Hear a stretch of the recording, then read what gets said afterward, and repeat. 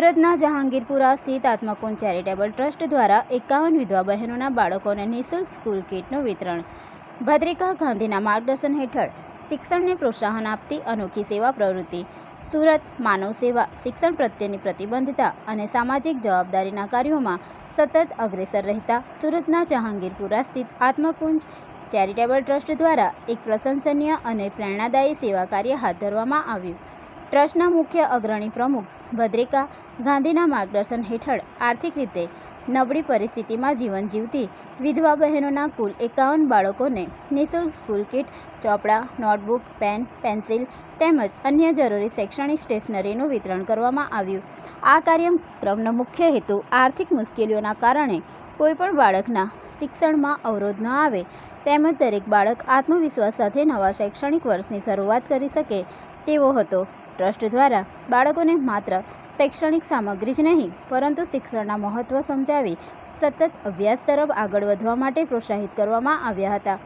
આ પ્રસંગે ભદ્રિકા ગાંધીએ જણાવ્યું હતું કે શિક્ષણ એ જીવન બદલવાનું સૌથી શક્તિશાળી સાધન છે. સમાજના દરેક બાળકને સમાન શિક્ષણની તક મળવી જોઈએ. વિધવા બહેનોના પરિવારોને સહારો આપવો અને તેમના બાળકોના ઉજ્જવળ ભવિષ્ય માટે યથાશક્તિ સહયોગ આપવો એ ટ્રસ્ટની સામાજિક જવાબદારી છે. ભવિષ્યમાં પણ આવી અનેક લોકકલ્યાણકારી પ્રવૃત્તિઓ સતત ચાલુ રહેશે. કાર્યક્રમ દરમિયાન ઉપસ્થિત વિધવા બહેનોએ ટ્રસ્ટના આ સેવાકીય કાર્ય બદલ હૃદયપૂર્વક આભાર વ્યક્ત કર્યો હતો.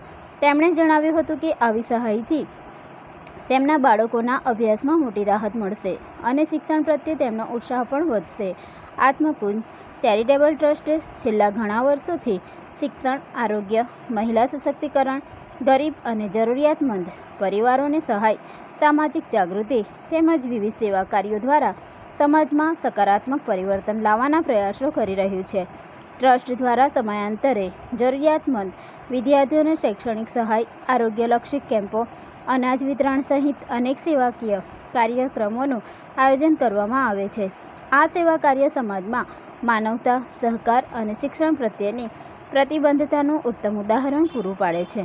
ટ્રસ્ટના આ પ્રયાસને સમાજના વિવિધ વર્ગોમાંથી પ્રશંસા મળી રહી છે અને અન્ય સંસ્થાઓને પણ આવા લોકહિતના કાર્યો માટે પ્રેરણા મળી રહી છે.